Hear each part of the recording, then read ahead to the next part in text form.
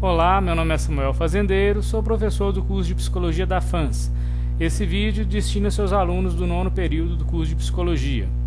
Bem, vamos trabalhar hoje o texto 7, o sofrimento psíquico no trabalho contemporâneo, analisando uma revista de negócios, do Flash, Grice, da Silva e Manfredini. Esse texto é o nosso segundo texto da segunda unidade e a gente vai falar brevemente um pouquinho sobre ele. Qualquer dúvida, comentário, vocês podem entrar em contato pelo WhatsApp, por aqui mesmo pelo YouTube ou por qualquer outro canal de comunicação, como o WebGIS da FANS, e o próprio celular. Bom, o trabalho na contemporaneidade. O trabalho na contemporaneidade, ele pode ser entendido tanto num processo de crescimento pessoal, como também, infelizmente, em uma fronte de opressão, exploração ou exclusão, dependendo da forma como a gente vai buscar analisar esse contexto. Os autores eles deixam bem claro isso logo no começo do texto, falando sobre como que esse trabalho ele pode ser significativo, ele pode dar valor para a pessoa desenvolver o valor dela de criação, como também como ele pode ser extremamente difícil para essa pessoa, no sentido dela se sentir oprimida, dela se sentir excluída pelo trabalho que ela tem, ou pela falta de conseguir desenvolver capacidades dentro do trabalho. Bem, o estudo do trabalho nos últimos anos ele é marcado por conquistas e retrocessos. Nos últimos 30 anos tivemos várias conquistas do trabalhador, várias conquistas muito importantes, porém também alguns retrocessos. Isso é bem marcado também no texto. O sofrimento psíquico ele vai estar presente em 12 edições da revista Você S.A., que foi a revista examinada nesse artigo que a gente está trabalhando.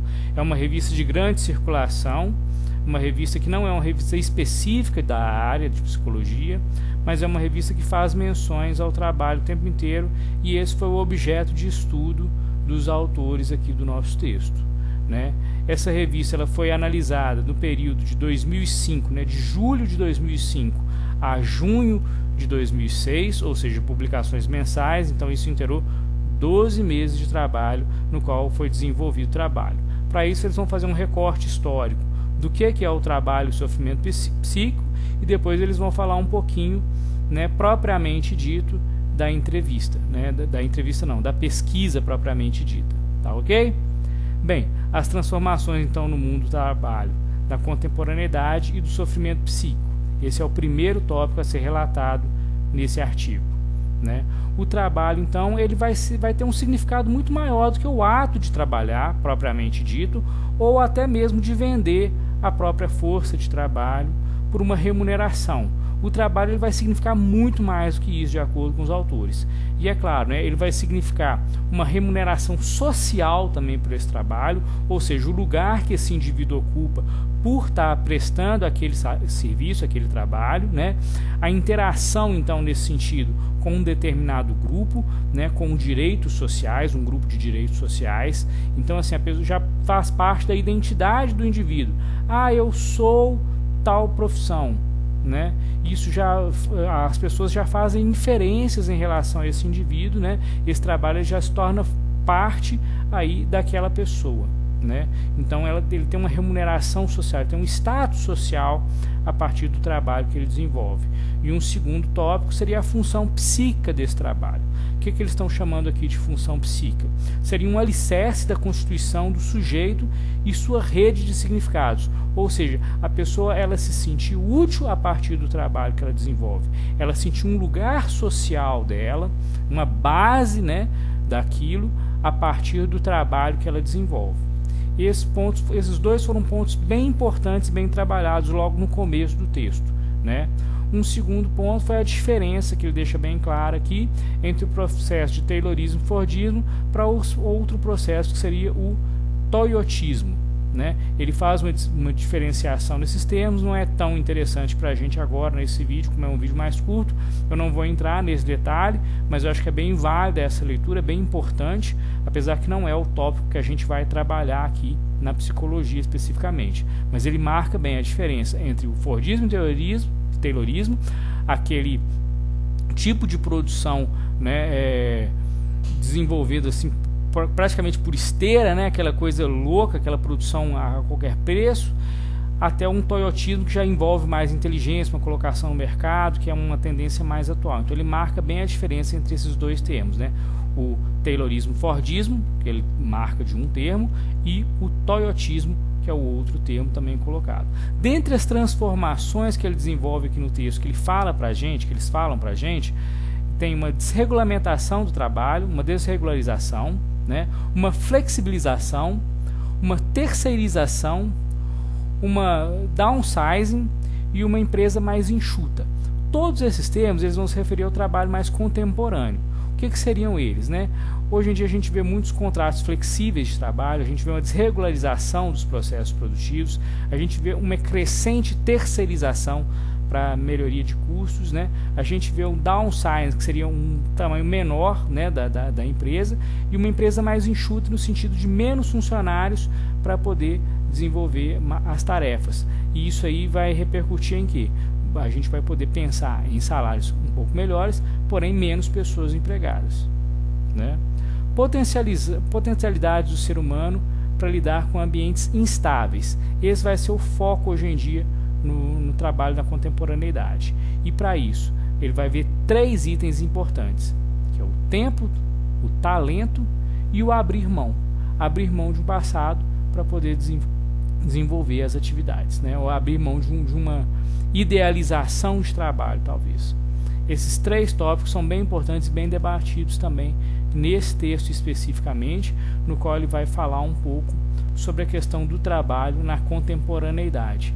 Isso é muito importante para a gente poder parar para pensar, principalmente quando a gente compara com alguns textos mais antigos, né, do trabalho aí na década de 80, 70, como que isso mudou, né, nos últimos anos, nos últimos 30 anos, aí, como que a gente vê uma mudança significativa ao longo dos processos produtivos, né? O sofrimento psíquico, que é um tópico também muito importante, muito trabalhado no texto, que depois vai vir diretamente envolvido na pesquisa que a gente vai estar trabalhando. O sofrimento psíquico, ele pode ser dividido em 2 fases. Essas 2 fases ele se apropria muito bem dos conceitos de Dejus, que a gente viu esses conceitos na primeira unidade. É um autor muito interessante, ele vai falar da psicodinâmica do trabalho, como a gente já viu nos textos da primeira unidade. E o Dejus ele vai falar de um sofrimento criativo contra um sofrimento patogênico. Esse sofrimento criativo, ele é inclusive interessante, porque ele vai ser uma alavanca para o progresso criativo do indivíduo. Ou seja, é um sofrimento, mas no sentido de que é um incômodo para você criar, para você poder desenvolver mais dentro do seu ambiente de trabalho. Então é um sofrimento que ele é até interessante em determinado grau. Agora, quando isso se torna um sofrimento patogênico? Um sofrimento patogênico já seria um sofrimento com uma sensação, né, um sentimento de incapacidade e imbecilidade desse trabalhador. Ou seja, não importa o que ele for fazer, ele vai se sentir menosprezado, ele vai se sentir pior, ele vai se sentir mal com aquele processo produtivo. Essa diferença dos sofrimentos é muito bem marcada, né, no trabalho do Dejus, e os autores eles se apropriam muito bem desses conceitos, né, e isso resulta o quê? Num processo de vazio intelectual para o trabalhador. Esse vazio intelectual ele vai ser extremamente negativo nas relações de trabalho contemporâneas, né? O sofrimento, então, ele vai ter implicações tanto na saúde física quanto mental. A gente pode lembrar nos primeiros textos que a gente trabalhou, principalmente em textos quando começou a falar de saúde no trabalho, eram exclusivamente voltados para questões físicas, orgânicas do trabalho. Depois a gente começou a ver falar mais sobre a saúde mental dentro do trabalho, o bem-estar, e aí os textos voltados para a qualidade de vida, os textos voltados para a melhoria de clima organizacional, né? A promoção da saúde, então, ela vai transformar o comportamento dos indivíduos no próprio estilo de vida deles. Ou seja, o indivíduo no trabalho, com um trabalho que visa uma promoção para a saúde, ele vai ter transformado não só o comportamento dele, mas também o estilo de vida, né, que ele está desenvolvendo, né? Os procedimentos metodológicos, então, da pesquisa propriamente dita. Esse foi um quadro teórico, uma revisão bibliográfica que os autores fizeram a partir, né, do trabalho na contemporaneidade e do sofrimento psíquico. Agora eles vão entrar com a pesquisa propriamente dita que eles desenvolveram e a gente vai estar analisando. Esse texto é muito interessante para vocês do 9º período que estão no processo de TCC também, porque ele vai mostrar claramente aí um referencial teórico e vai mostrar uma metodologia muito bem fundamentada na qual ele foi desenvolvendo ao longo do texto para poder ter o trabalho de pesquisa dele apresentado. Então vamos lá, é muito bacana. A revista é a Você S.A., né? São 12 edições analisadas de julho de 2005 a junho de 2006. Todas elas deveriam conter, né? Elas foram analisadas por conter questões relativas ao sofrimento psíquico. E eles encontraram 16 inferências dentro das revistas, dentro dessas 12 revistas, né? E fizeram uma análise de conteúdo. Ele não deixou especificado qual que foi o autor que ele utilizou. Ele falou, de acordo com a Minayo, a gente vai fazer uma análise de conteúdo. Acredito que foi a Bardin que ele deve ter utilizado para fazer essa análise de conteúdo. É uma autora muito interessante que fala muito sobre a análise de conteúdo. Então, assim, até quem quiser fazer um trabalho de pesquisa voltado para a análise de conteúdo, uma dica aí é utilizar a Bardin, né, que é uma autora muito bacana.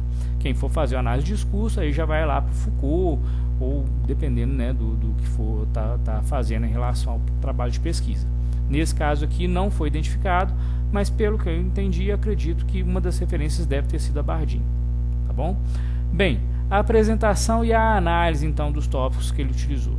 Bem, a apresentação da revista. Primeiro ele vai falar, né, da linguagem da revista, que é uma revista de linguagem informal, uma revista de grande circulação, não é uma revista acadêmica, né? É uma revista que tem determinado público.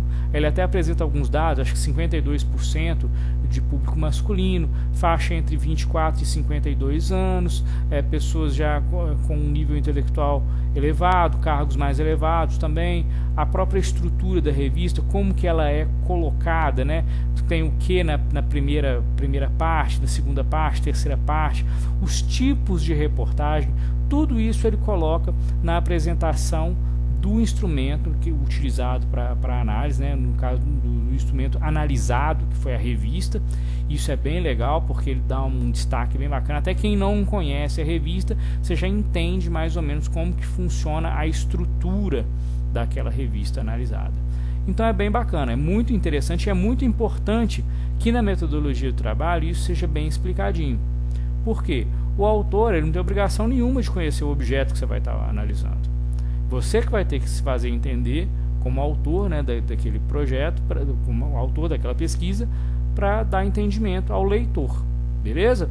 Bem, aí ele vai falar muito do número de páginas, dentre as análises que ele fez, né, ele vai colocar o número de páginas destinados ao tema do assunto. E ele vai ver que das 16 inferências que ele encontrou nas 12 edições da revista, mais de 50%, 58%, se não me engano, tem 3 páginas ou mais dedicadas ao tema de sofrimento psíquico. Isso já mostra o interesse da revista em estar trabalhando esse tipo de questão. Ou seja, se nas edições que ele analisou ele encontrou uma inferência tão alta e com reportagens de 3 páginas ou mais em mais de 50% das revistas, isso já é um ponto que a revista tem trabalhado sim esse tema, né, incontestável. 58%, né, dos direcionamentos são para posições de liderança. Então é uma revista que ela vai conversar mais com os indivíduos que ocupam cargos de liderança dentro da empresa. Isso aí mais tarde, depois a gente vai ver que vai ser interessante na análise deles e que está muito dentro do que eles colocaram na conclusão. Guardem esse dado, 58% então estão direcionados para posições de liderança dentro da empresa, né? Todas as reportagens elas têm ilustrações relativas ao tema, o que dá um acesso maior para o leitor, né? Uma acessibilidade maior em relação a esse tipo de tema, né? O estresse está presente em 7 das 16 reportagens analisadas, inclusive os termos burnout e workaholic, né? São termos em inglês, mas termos que estão cada vez mais presentes, né, no dia a dia nosso. O burnout é uma síndrome de esgotamento, e o workaholic seria um vício em trabalho. 9 posicionamentos críticos das 16 reportagens e a maioria de quadros prescritivos com dicas e práticas prontas. Essa parte particularmente eu achei horrível, porque aí fica como uma receita de bolo do que você fazer na sua empresa o que você pode fazer para ser um funcionário exemplar. Depois a gente vai ver um pouquinho sobre isso também nas conclusões. Mas ele também coloca desses 9 posicionamentos críticos e da maioria delas, ou quase todas, com quadros prescritivos, né, de práticas profissionais, né? Bem, as categorias analisadas então a partir da análise deles foram 4 categorias, né? Foram os modos de apresentação do sofrimento psíquico, que ele vai definir também, causas do sofrimento psíquico, consequências do sofrimento psíquico do trabalho e prevenção e saúde. Ele desenvolve cada um dos 4 temas, né, de uma maneira interessante. Ele vai colocar sobre esses 4 temas, é bem interessante como é que ele mostra isso dentro da revista.